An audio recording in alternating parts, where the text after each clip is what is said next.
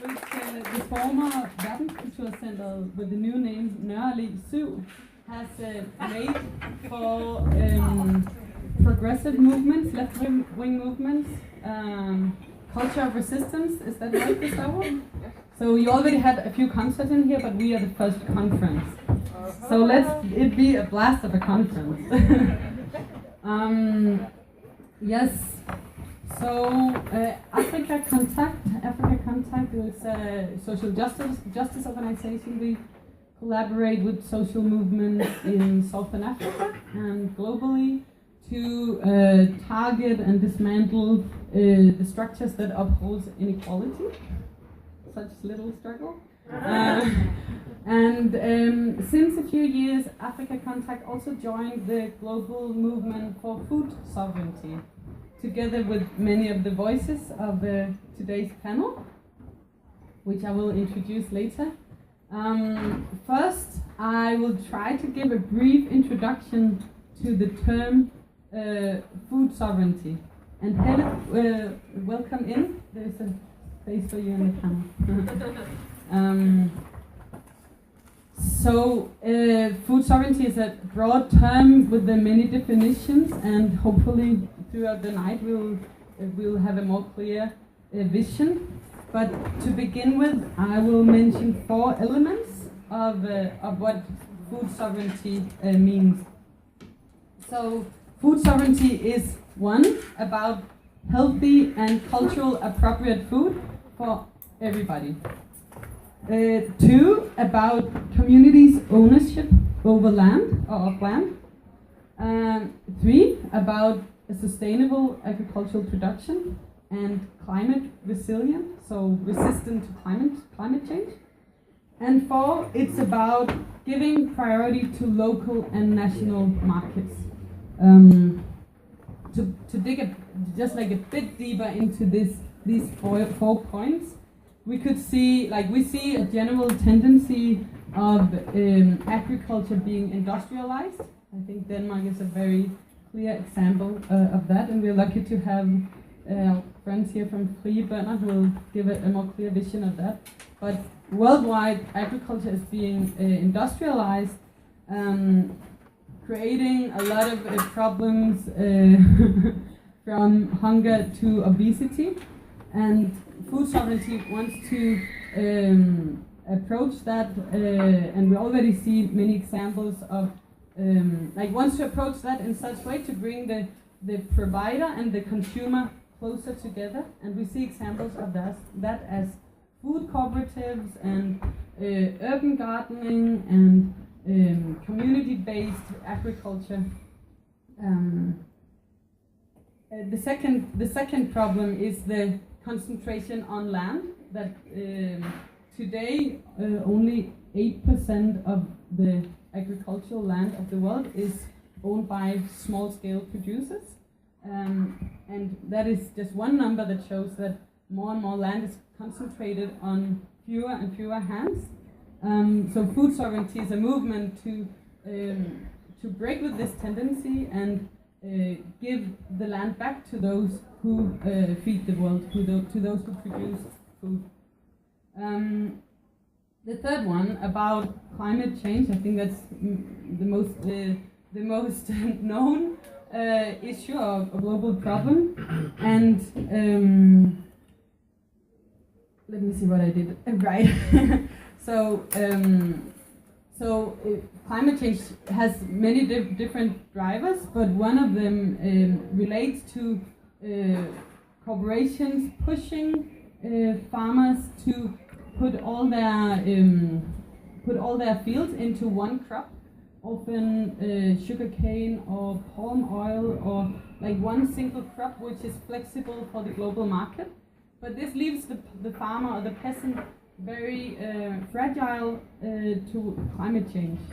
So food sovereignty gives an alternative and works towards farmers with a more diverse and with more diverse crops, using local skills and knowledge about weather and soil conditions.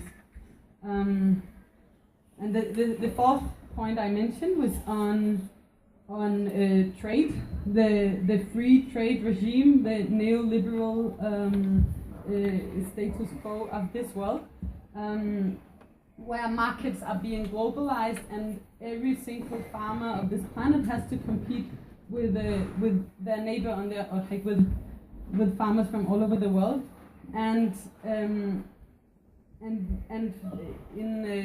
the food sovereignty movement, or the food in this term, or the term gives priority to more local markets. An example is the European Union's agricultural subsidies to farmers inside the European Union, which totally smash the competition in local markets in, let's say, Southern Africa. So food sovereignty also wants to approach this issue and gives priority to the local market, and in some cases protect local markets or national markets from being flown over by subsidized products from, for instance, the European Union. So I'll just repeat the 4 points, and hopefully this will give your definition from what we think of when we say food sovereignty. So it's about healthy and culturally appropriate food. It's about communities' ownership over land. It's about sustainable and climate resilient agriculture. And then it's about giving priority to local and national markets. I will say no more. I'll maybe, I don't know if you see the signs. Okay, I'll briefly introduce the panel. So we have Ole Davidsen and Ole Færgeman from Frie Bønder, Levende Land, Campesina, Denmark.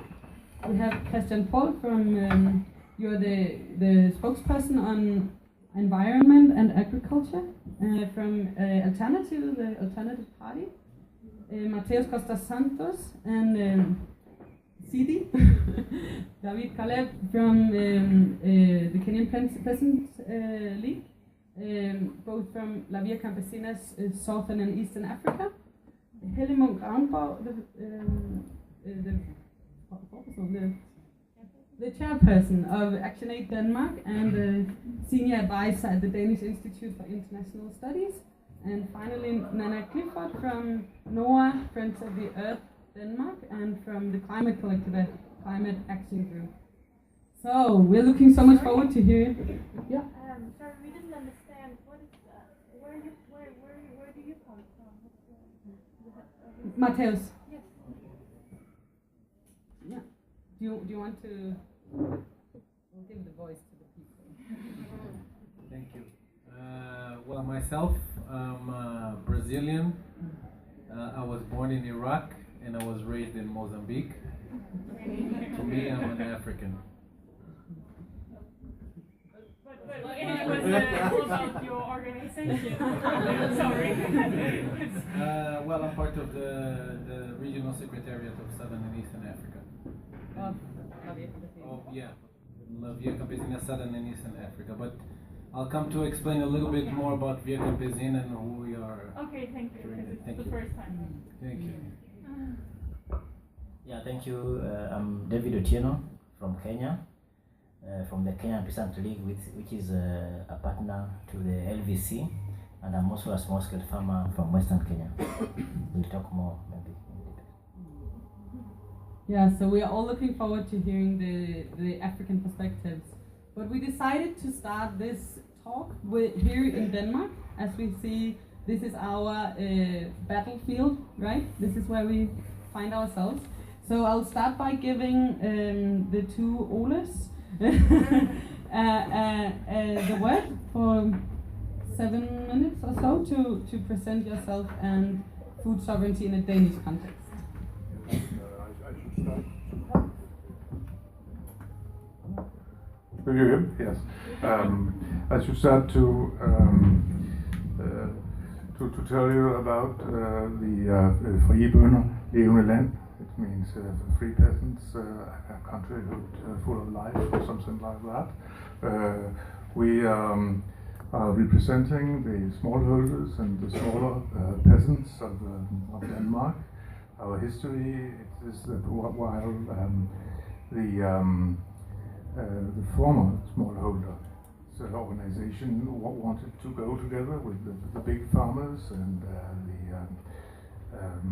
food industry. We chose. We decided to break out, and we consider ourselves to be the true heirs of the Danish smallholders organizations. That is in Danish, husmandsbevægelsen. We are at the same time associated the Campesina. It's a worldwide organization with maybe 200 or 300 million members, and a member will often be not just a person but a farm. So it's really quite huge. While we do not might not be so powerful, it's because we are representing the small farmers and the landless persons and the women and indigenous people around the world. In Europe, we are organized as one of the main branches of the LVC, that is the Campesina, together with other Scandinavian organizations like the Norwegian Småbrukarlaget and the Swedish Nordbruk. We are very glad to see our comrades come here to visit us and to tell us about their specific situation, and we are also very glad to learn that we have a lot of interests in common. Especially, we see that we are opposing the same kind of obstacles. You see, while we in Denmark have lost 95% of the full-time farms within the last 70 years, that is from 200,000 to 5,000, I don't know, to 10,000. It is a direct consequence of the industrialization of the agriculture, and also of the big transnational companies taking over the ownership, or at least the influence within the agriculture. And as we see it, we have the same enemies, but also the same goals. While we do want to stop the industrial production, especially the large-scale animal production in Denmark, and get back the landscapes and the people to the landscapes. In short, you know all how it is when you go out in the Danish landscape. It's boring. You feel like crying. And that could be because of the green deserts, and you think about the tree in the hedges, the people, the animals, the insects, and so on, which all has disappeared. But also maybe you are crying because of the smell in the air. So, well, I think that will be enough for now. We'll turn back to the specific issues around the food sovereignty, which is the main concept of the Levende Campesina. And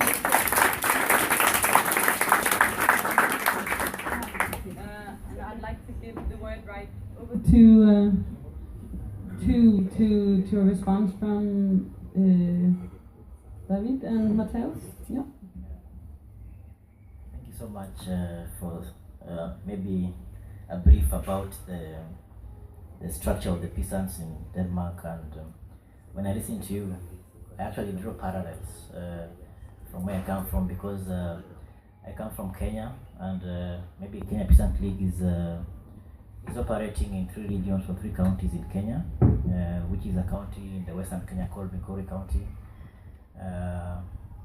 which averagely has 2 seasons of rainfall in a year, so people plant crops twice in a year.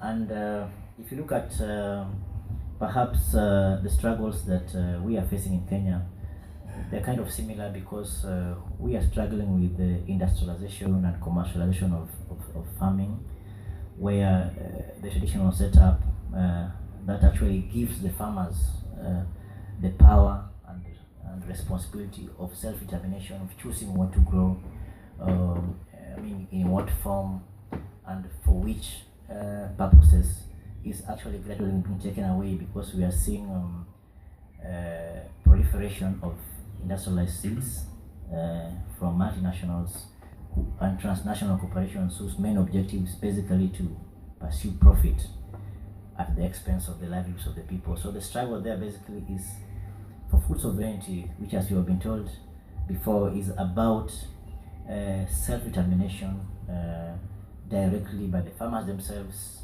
owning land. So we find that Kenyan land is, constitutionally, is divided into 3. We have community lands, which are more of ancestral lands, and over 75% of Kenyan land is community land.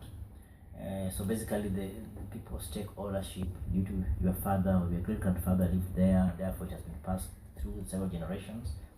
We also have public land, which is owned by government, and private land by private entities. So the biggest problem there is that most peasants occupy community lands, and which, again, over 70% of community lands in Kenya have not been demarcated. It means that the only ownership you have is because your father lived there, and your great-grandfather and great-great-grandfather lived there. And you see, the farmers can't access credit, because you can't access credit in Kenya without land titles or land ownership documents. So you find that all interventions that take place from government lock out a bigger percentage of farmers who produce for the table, because you find that these farmers, they produce for themselves, for their livelihoods, and for the immediate market. So perhaps they wouldn't much bother to bring their food to Denmark, because they are producing for themselves to eat on the table, and then if they surplus for the immediate market. So when we have systems that do not actually conform with that mode of production, then you find that most of these farmers struggle by themselves to get the indigenous seeds which they own. Just like 2 days ago, we had fertilizers that were distributed in Kitale, which is mid-north of Kenya, and people found that the bags of fertilizers had got sand and broken glass. So you find that some people get tenders to supply fertilizers, but because they want to make profit, they bring counterfeit products. So you imagine where farmers are waiting for fertilizers, they come late, and when they come, they get counterfeits. So it means that these farmers are put in the dependency cycle, whereby they have to wait for food which are imported. So basically, in a nutshell, what we are grappling with in Kenya is to get ownership of the land, to get ownership of the seeds, and we have the Crops Act in Kenya, the Seeds Act in Kenya, which criminalizes growing of uncertified seeds. And when we talk about certified seed, it means that it has got some certificates. We have some seeds inspectors who work in farms and want to know what we planted.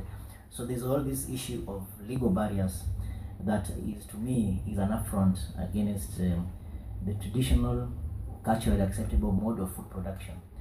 From the consumer's perspective, maybe if I allow my colleague, you find that there's rural-urban migration, and most young people who are learned wouldn't want to live in the rural areas because of the drudgery that is associated with farming.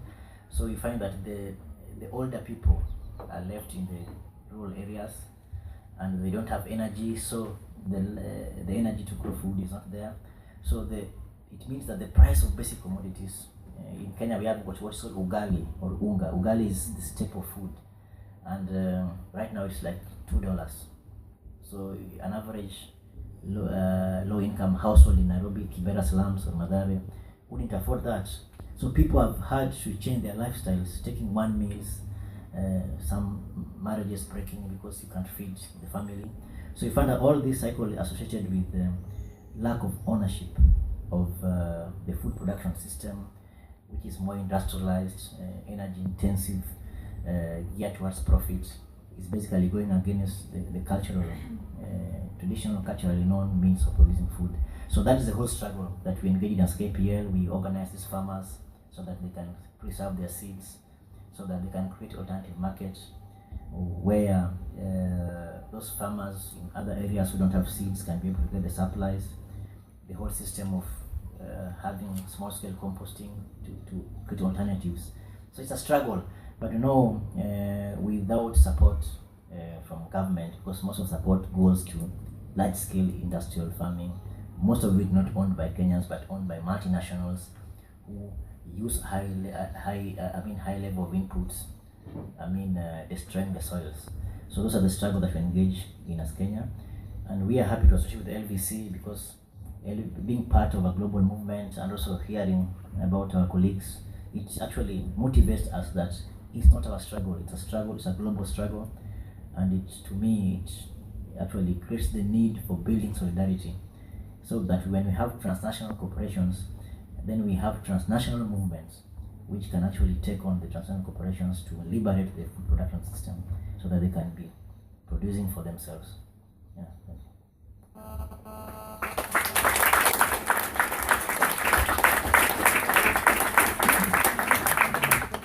Thanks very much for that. There's much that we could talk about if we want to break down the concept of food sovereignty and what are the conditions and the potentials of the struggle for food sovereignty in a neoliberal era. But what I wanted to touch in this short intervention is regarding touching a little bit on the issue of climate change. We all understand that the model that we see here in Denmark and in much of Europe, of Western Europe by the way, is a food system that has been largely conquered by corporate interests. So food sovereignty gives us an alternative view to the whole food system, right? How is it that and food sovereignty, as was explained, proposes that people themselves should have control over their food system. Climate change.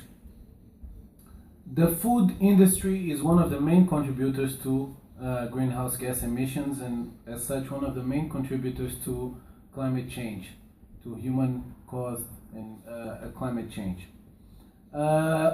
This model has been in operation for a number of years, in many ways much more advanced in its colonization of our food systems in Europe or in the West, given the longer time of industrialization that these countries have experienced.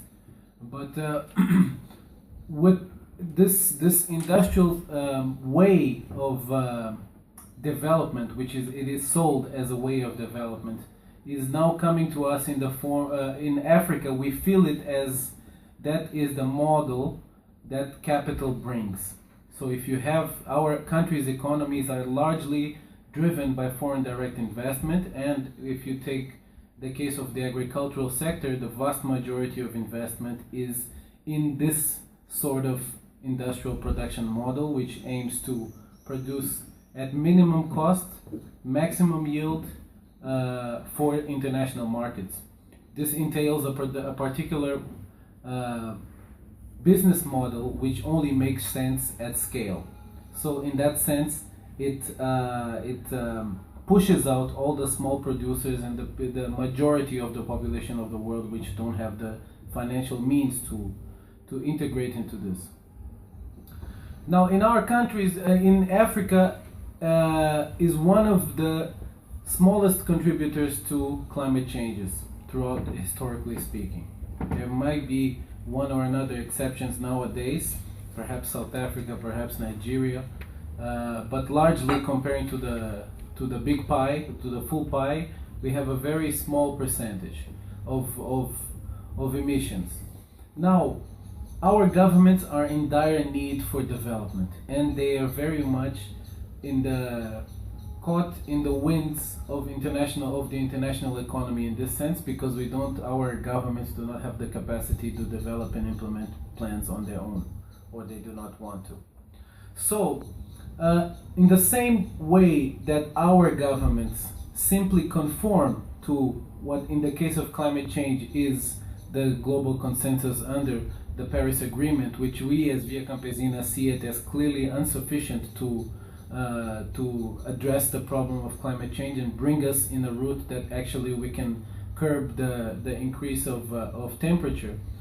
The model that our government proposes to solve hunger, to develop the country, is this model, this extractive, exploitative, destructive system of production, which uses chemicals, which destroys the land, the environment, not even to talk about the lives of these people, not only the farmers, but the farm workers that work in the big farms. Those people, they are particularly negatively affected by this sort of system, right? So our governments, in one hand, accept or adhere to the Paris Agreement, right, which could be seen in many circles as a progressive, or the first general consensus that we have around something 20-something years later. But at the same time, our countries take on policies that go directly against the very principles of the Paris Agreement. For example, you cannot propose to develop your country, the case of Mozambique, for example, based on natural gas, or not only for export, mostly for export, but a small percentage of it is to produce energy inside the country.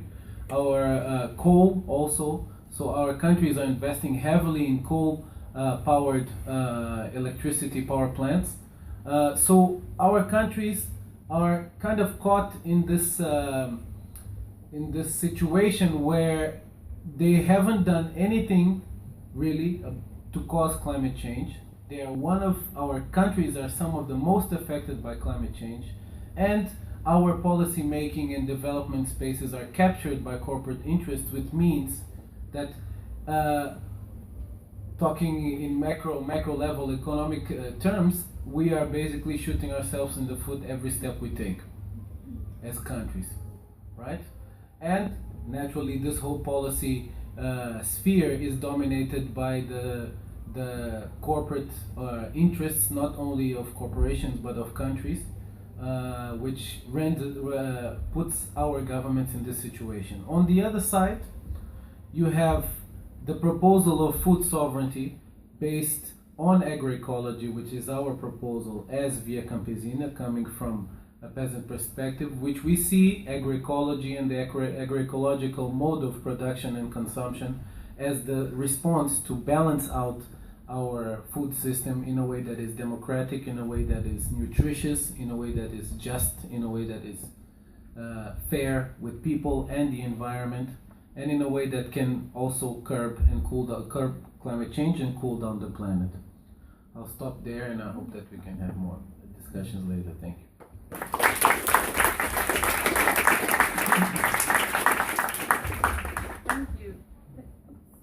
Thank you. And Helle, Munk, I think it would be a good time to have your input as a researcher. Okay, as a researcher. Or as you can introduce yourself. Yes. As you like. Yeah. Okay. Thank you for inviting me, first of all, and thank you also for your contributions on food sovereignty.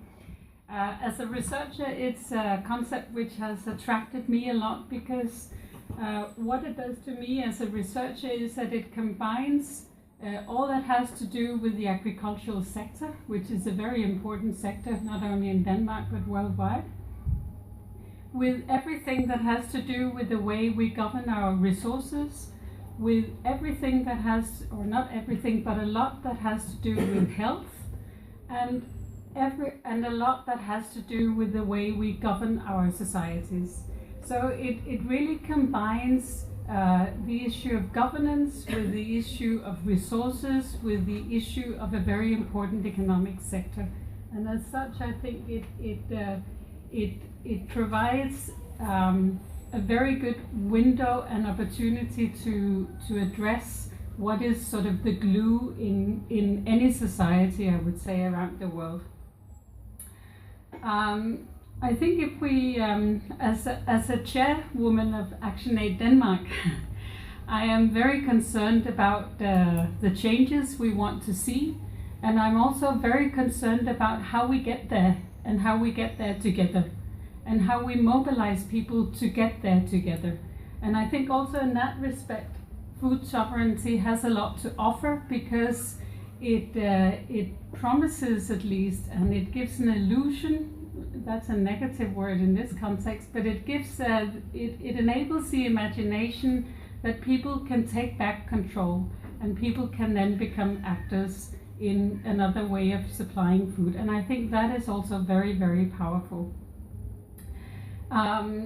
The concept now, stepping maybe a bit back as a researcher, the concept has a number of years behind it, 20 years almost, or a bit more even. It has been written into a number of constitutions, not the majority, but maybe 10 constitutions around the world. And it's a bit disappointing, I would say, that even doing so, and Ecuador is the first country to do that, and there was a lot of momentum also in terms of popular movements around that. Even doing so, writing it into a constitution, having a very solid popular base in support of the concept, nothing has happened, or at least very little has happened. So just getting the names there, just getting the words there, and just getting it into the legal framework is not what changes things. So that is why I'm stepping back to my role as a chairwoman, saying that we really have to focus on the change we want to see, and we really have to focus on how we're getting there. And I think what I want to bring to the table here is that if we want to get close to, away from what you're criticizing, and rightly so, and towards this imagination of food sovereignty, we have to focus not only on agriculture, not only on the producers of food, but also on the consumers of food, very much so. So in fact, because they and we are the ones to demand that food produced in a different way and under different regimes of control. And we also have to address and include in that change we want to see those who regulate how we use resources, how we get access to credit, how we measure our economy. That is to me extremely important, so that we don't see that we don't put these divides in our society, but we actually create these communities of change that include all of those different actors. I think as a researcher, but also as an activist, I think it's very powerful to describe what is taking place. To me, it has been extremely powerful to learn that 15% of all food produced on the globe is produced in countries where yields are extremely low, below 1 ton per hectare as an average. Whereas in the countries, and I think you would probably share this idea with me, but it's a false idea, we have the tendency to think that countries like our own, Denmark, countries like the United States, countries like Canada, Australia, those countries, the Netherlands also, where yields are extremely high per hectare, they also produce a bulk of food in the world. That is not true. They produce 12% of food staples globally. So I think that is very impressive. I think it's very surprising, at least to me and maybe also to you, to learn that only around 10% of all food is traded across borders. The rest is consumed where it's produced, or it's traded at national markets. and a lot is also traded on local markets. Now, we don't know very much about that, and it's not what we are told here as consumers in Denmark. It's not what people are told in, I don't know Kenya so well, I know Tanzania and Uganda better, I know Nicaragua better. That is not what is told there. What is told there is that that kind of agriculture that you're performing, that kind of marketing at local markets, that's old-fashioned. Don't do it that way. We have to modernize. Now we have the knowledge so that we can confront those images. We know it's not true, but we have to make that visible to all our fellow citizens, all our fellow consumers, all our local politicians, so that they can also take that knowledge on board and act upon it, because reality is different even in our own country. And so we can contribute by making visible how is it that food is produced really on Earth? How is it that it's traded? Who is it that is more efficient? Is that the one producing 12 or 20 calories every time they use 1 calorie as fossil fuel, namely you?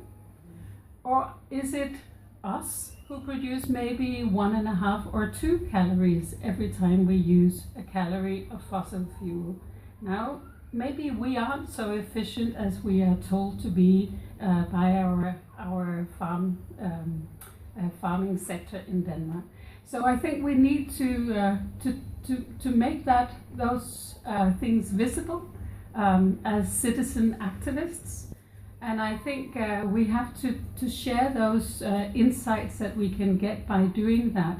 And I think there's a role for us all to play there, whether we are for fun farmers, or we are consumers, or we are real farmers, or we are researchers, or we are local politicians, or even national politicians.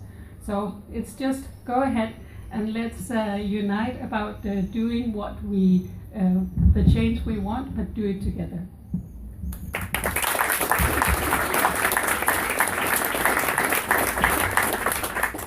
Thank you, Helle, and I'll give the word to Nanna Clifforth from the Danish Climate Justice Movement, NOAH and the Klimakollektivet. Thank you. If you think I'm going to disagree with the rest of your panel, you're wrong. I think you have a panel that disagree very much, but I will try to add to the discussion anyway. So thank you for having me here. And yeah, I'm working with NOAH, which is an environmental justice organization, and the Danish chapter of Friends of the Earth, and then also part of the Klimakollektivet, which is an action-based affinity collective working on climate justice, and these years mainly agriculture and chemical fertilizer. So as all of the others, I think it's clear now that why we need food sovereignty is because of the huge climate and environmental impact that the food system has. And I brought this post, I know you can't see it, but you can come and have a look at it later, showing that actually 44 to 55% of all greenhouse gas emissions are coming from the food system. So that's why we need food sovereignty, and of course we also needed to create social justice and also to feed the world. And to me it's really clear that we need food sovereignty to do that, because we need democratic control with the food resources to obtain that, because the food system that we have now, and with that I mean the industrialized large-scale kind of agriculture, from Denmark, food is a side effect and profit is the main outcome of this. And that is exactly what we need to change, that food is not a good to be traded and speculated, but it's really a need that all of us are entitled to, and that should not be commodified as it is today. So I also think we need to do away with 3 myths that I think Helle touched very nicely on. The first of them, which is who produces the food today. It's not the people and the corporations that we are told are producing the food. Actually, 30% of the food today is produced with 70% of the resources. So 70% of the food is actually produced by small-scale farmers with only 30% of the resources. And that's a very different story than what we usually hear. Then we also often hear that food needs to be cheap. There can be good reasons for that, but often I would say cheap food is actually just an outcome of lack of social policies. And it's also contributing cheap food, that farmers don't get the income that they actually should have, and also that food is not paying all of the, for example, environmental externalities that are linked to the food production. And then lastly, we often hear that there's not enough food in the world. We need to produce more food to feed the population, but actually by now we produce 50% more calories than we need. But we discard a lot of that, and also we give the majority to animals. So by really like easy tricks and things that we know, we can really combat this. So these are 3 myths that we need to always talk against when we hear them. Food sovereignty, I think, is really a term coined in the global south, but I think it's really also relevant in Denmark. But a couple of years ago, as Marie said in the beginning, we formed a network here in Denmark called Forum for Food Sovereignty, because we thought it would be really interesting to see what food sovereignty would mean in a Danish context. In Danish we call it madsuverænitet, and I think we spent actually the first couple of years just trying to talk about that word in Danish, because I don't think it was really a term being used in Danish. And then when we had done that, we published this report last year, and you can find it in the back there, trying to look at what food sovereignty means in a Danish context. And first of all, I think it's really important to remember that when talking about food in Denmark, we always need to look at it from a global perspective, and that the Danish food system is really embedded in a global context. And that is because of our mode of production, our mode of consumption, and we really have a great impact on land use other places outside Denmark, but also outside Europe. And that's through direct land grabbing, where investors, for example, buy up land other places in the world, but also through what I call indirect land grabbing, which is really all the land we need to make the consumption level we have in Denmark possible. By that we import a lot of land indirectly through our consumption patterns. And then of course our trade relations are embedded in a global context, and all the feed that we import for all of the pigs that we produce here in Denmark. We don't produce food, we only produce feed more or less in Denmark. That's what we do on 80% of the agricultural land. So of course when we looked at food sovereignty in Denmark, we looked at agricultural practices, we also looked at the diets, but I think in this, I don't want to go into details with it, because we have the solutions for this. Of course they're not implemented, but they are quite clear to us at least. And what we kept coming back to was, why is this not happening? And this is really a lot to do with power and power relations in the Danish society. And looking at structural development. So when looking at a structural development, and by that I mean like the how many farms are in Denmark, for example, and who owns the land and the food resources, and that's really being concentrated more and more. So there's also real few supermarkets in Denmark, and they control the prices a lot, and they also control what the farms need to deliver. I visited a farm last week, and they actually told me that Coop, the consumer-owned, supposed to be a really great chain. They are really pushing the farmers to sell really cheaply, and then when you buy the organic potatoes from Egypt down in Coop, that's actually the farmers who have to import them to fill up the quota that Coop is asking for. So the 2 big supermarket chains in Denmark are really pushing this concentration of farms, because the farms need to grow and grow to be able to fill these quotas that the supermarkets are asking for. And then of course all of the other concentration of land and seed, and that's vertical but also horizontally in the food chain. I think latest seen by the world's biggest seed company, Monsanto, being bought by Bayer, which is one of the biggest agrochemical companies in the world. So now they own 60% of all commercial seed and 65% of all agrochemicals. And they also own a lot of the data about farming, and all the data on climate, on soil conditions. This is really the new Facebook of farming. And I find it really worrying that Margrethe Vestager, who actually had the power to say no to this, didn't do it. Now she can spend the next 10 years running after Monsanto and Bayer, just as she did with Google, for example. So yeah, when we looked at this, we really saw it was a question of power and control. And we saw a lot of the policies are really designed for big corporations, like the Common European Agricultural Policy is really designed for big farms. We also saw that this makes them able to do a lot of lobbying. That's also what we saw with Kvotekongerne and Gyllegate, the big influence of corporations on food policies, and also how they fund the universities. So the funding coming out of university also tells a specific story. And of course, these corporations are possible, for them it's possible, as I said, to decide the prices and the mode of production and what is available in the supermarkets also. So that's a long story of everything that is bad about the food system, and I also want to take just 1 minute to say what can we do about this. And I think we can list a long line of political demands. It would be really nice to see.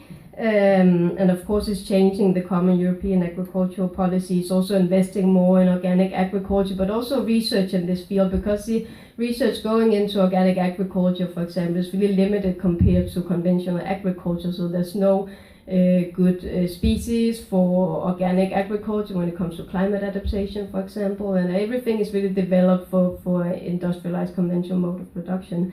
Then we could do a lot on public procurement and changing diets and ways of buying in the public sector, and of course changing our trade policies, as Marie also touched upon in the beginning, and some lobby regulation would also be really nice. But when that is said, and that list I can even extend even more, I think where change will come from is really from us and from you sitting here, because as Helle also touched upon, we're not seeing that change coming from politicians, not even when it's being written into the constitutions. And I think we have a really nice, also in Denmark and especially globally, a movement for food sovereignty that have really developed alternatives, are pushing for these alternatives. But what I really think we need in this sector is also a movement of resistance. And I think when we talk about a movement, we need the alternative, but we also need the resistance.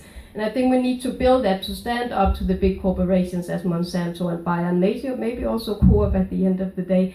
And I think that is also what has worked in the energy sector, looking at climate change. There has really been a great movement of resistance. So this is really my last word, really, to try to build that movement of resistance and not only the alternatives, even though it's also equally important. Thank you.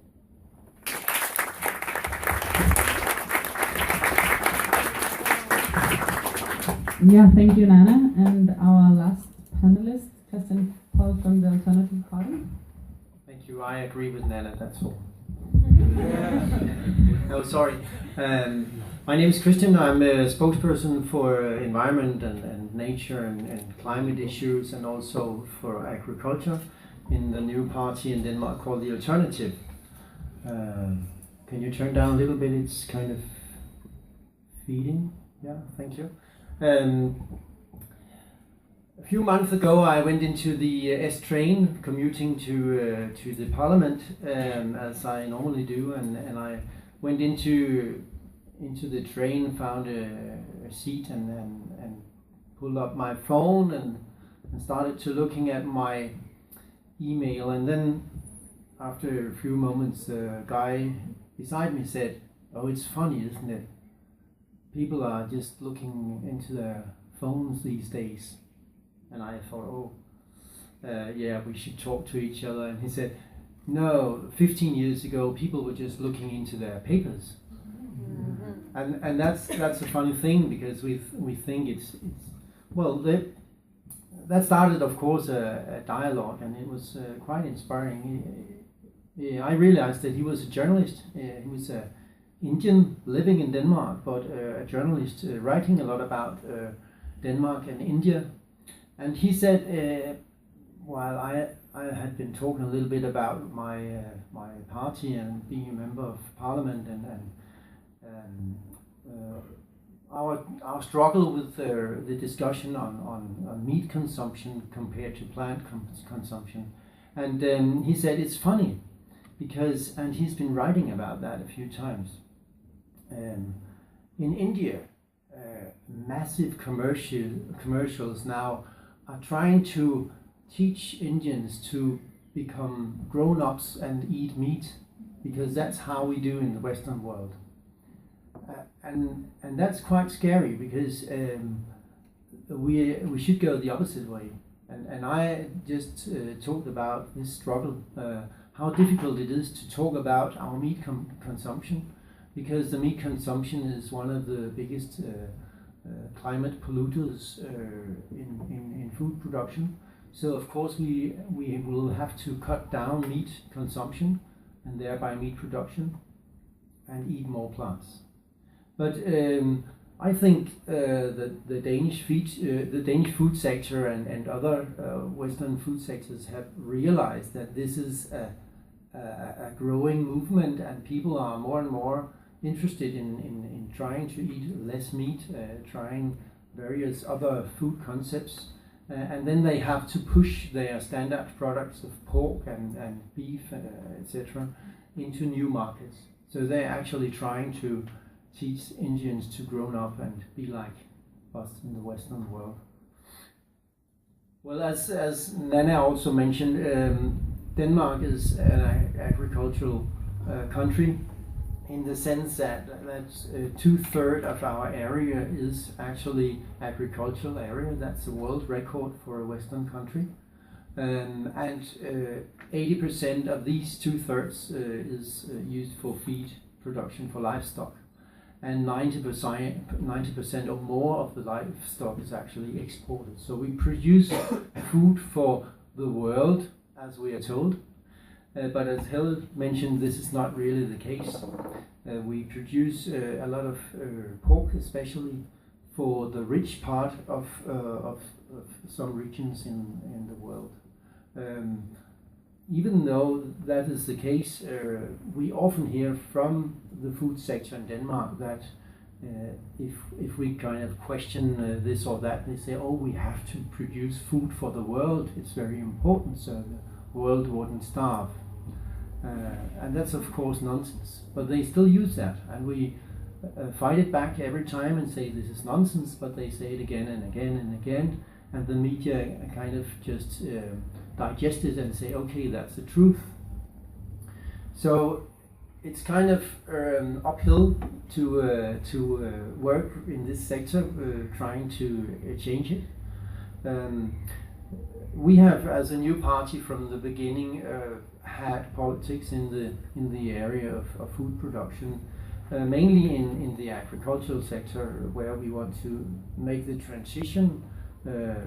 In the first case, the transition to 100% organic farming before 2040, and that has put a frame on how we've been working on this transition. But of course, we also have to look into things like ownership, because there's an enormous depth in agriculture today, and a lot of farms are just getting bigger and bigger, because every time a small farm is kind of in a very bad economic situation, the bank says, okay, we'll either you invest even more in the same kind of stuff you always did, or we can ask your neighbor if he wants to buy you out. And then of course the farms are becoming bigger and bigger.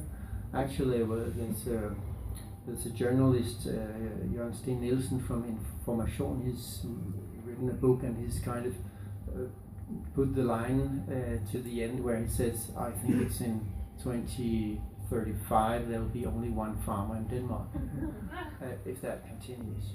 So that's crazy, and we have to stop it in some way or another.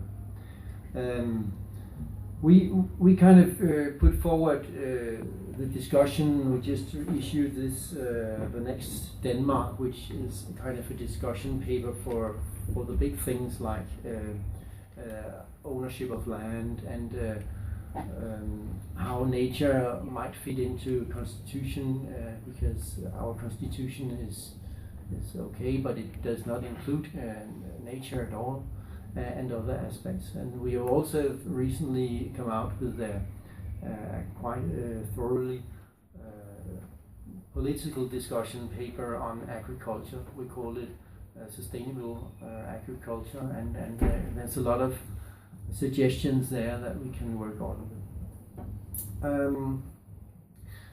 Denmark is also very special because the culture is there's a kind of hidden agriculture culture that we can see in the discussion of the wolves these days, or the discussion of wild boar, vildsvin in Danish.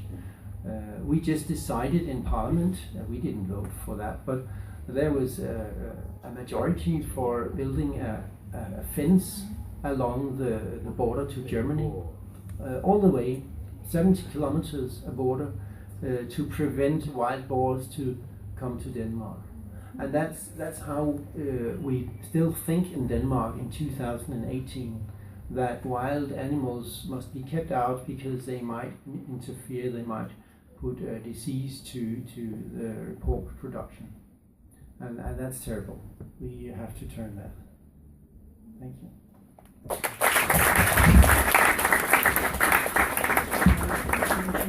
So thank you, Christian, and thank you to all the panelists. This was a lot of inputs, and in a little while I'll give the word back to all of you. You will have the option to comment on each other. But before that, I think we all need a little space to digest all these inputs. So we'll have a 5 minutes. If you need to go to the toilet, you can go to the toilet, but otherwise I'll...